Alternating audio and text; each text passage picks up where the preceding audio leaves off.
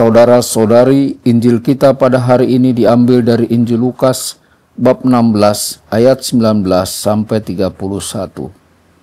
Sekali peristiwa Yesus berkata kepada murid-muridnya, "Ada seorang kaya yang selalu berpakaian jubah ungu dan kain halus, dan setiap hari ia bersukaria dalam kemewahan. Dan ada seorang pengemis bernama Lazarus, badannya penuh dengan borok.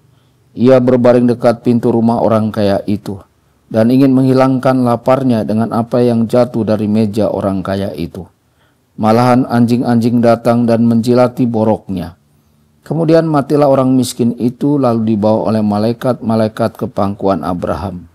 Orang kaya itu juga mati lalu dikubur. Sementara menderita sengsara di alam maut, ia memandang ke atas, dan dari jauh dilihatnya Abraham dengan Lazarus duduk di pangkuannya. Lalu ia berseru, 'Bapa Abraham, kasihanilah aku. Suruhlah Lazarus mencelupkan ujung jarinya ke dalam air dan menyejukkan lidahku, sebab aku sangat kesakitan dalam nyala api ini.' Tetapi Abraham berkata, 'Anakku, ingatlah, engkau telah menerima segala yang baik semasa hidupmu, sedangkan Lazarus segala yang buruk. Sekarang ia mendapat hiburan dan engkau sangat menderita. Selain daripada itu di antara kami dan engkau terbentang jurang yang tak terseberangi, sehingga mereka yang mau pergi dari sini kepadamu, ataupun mereka yang mau datang dari situ kepada kami tidak dapat menyeberang.'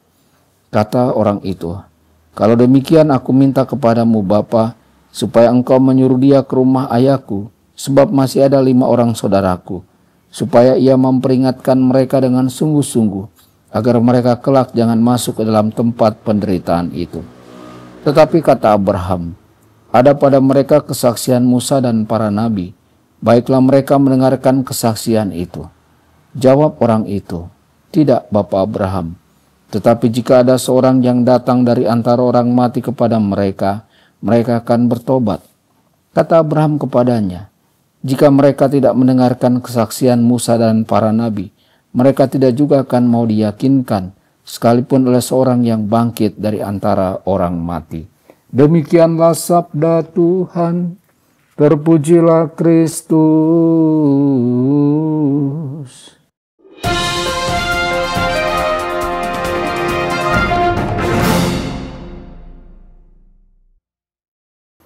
Dalam nama Bapa dan Putra dan Roh Kudus. Amin. Saudara dan saudari terkasih dimanapun Anda berada, jumpa lagi dengan saya Romo Tedens dalam saluran Warta Kabar Sukacita. Semoga Anda semua dimanapun berada senantiasa dalam keadaan sehat dan bahagia.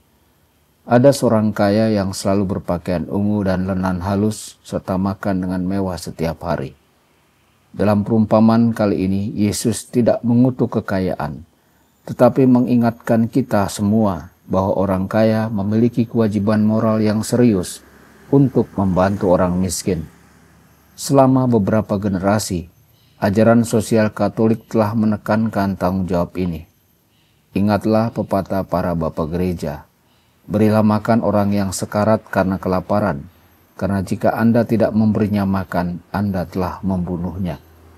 Kamu tidak memberikan apa yang menjadi milikmu kepada orang miskin, tetapi kamu mengembalikan apa yang menjadi miliknya.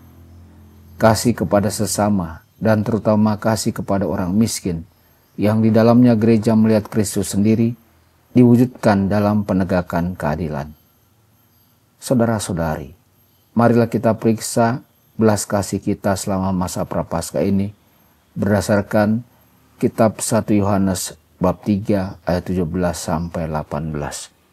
Jikalau seorang yang mempunyai harta duniawi melihat saudaranya yang berkekurangan, tetapi ia tidak berbelas kasih kepadanya, bagaimanakah kasih Allah dapat tetap di dalam dirinya? Anak-anakku, marilah kita mengasihi bukan dengan perkataan atau ucapan, tetapi dengan perbuatan dan kebenaran.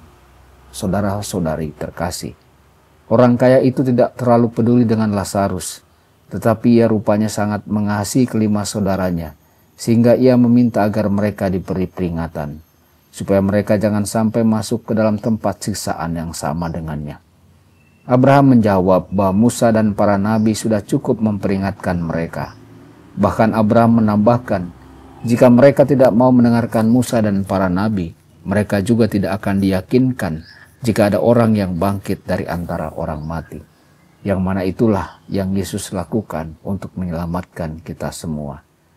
Berapa banyak dari kita yang melakukan tugas sehari-hari melupakan orang miskin, merasa terganggu terhadap kehadiran mereka, khawatir akan mereka, atau hanya menolak untuk mengakui para nabi di zaman kita, orang-orang kudus, imam-imam yang baik, sahabat-sahabat kudus yang setiap hari mengingatkan kita bahwa Yesus Kristus telah bangkit dari kematian untuk menyelamatkan kita dari dosa-dosa kita. Saudara-saudari, Kristus menjadi miskin bagi kita. Sebab kamu tahu bahwa Tuhan kita Yesus Kristus telah menunjukkan kasih karunia-Nya kepada kamu, yaitu bahwa Ia telah menjadi miskin sekalipun Ia kaya, supaya oleh karena kemiskinannya itu kamu menjadi kaya. Kristus menjadi miskin supaya kita menjadi kaya, bukan suatu hari nanti di surga, tetapi di sini saat ini juga. Dia menganugerahkan kepada kita identitas sebagai seorang raja melalui pembaptisan. Dia memberi kita makan dengan roti dari surga untuk menopang kita dalam perjalanan kita. Dia mengampuni dosa-dosa kita sehingga kita dapat memulai kembali dari awal. Dia juga menganugerahkan kita dengan kekayaan rohani melalui kasih yang Dia kirimkan kepada kita melalui orang lain. Saudara-saudari, hati kita penuh dengan rasa syukur. Tetapi apakah kita bersedia menjadi miskin bagi orang lain untuk meneladani Tuhan kita? Memberi tanpa menghitung biaya, untuk melayani mereka yang terbuang, untuk membela yang lemah.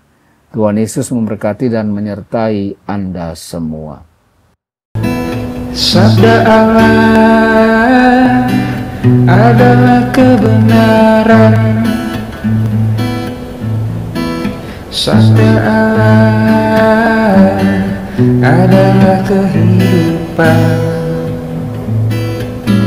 Mari kita mencintainya, mari kita menghayatinya.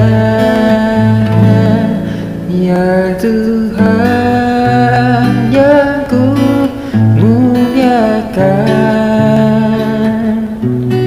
sabdamu angkat resahku. Mari kita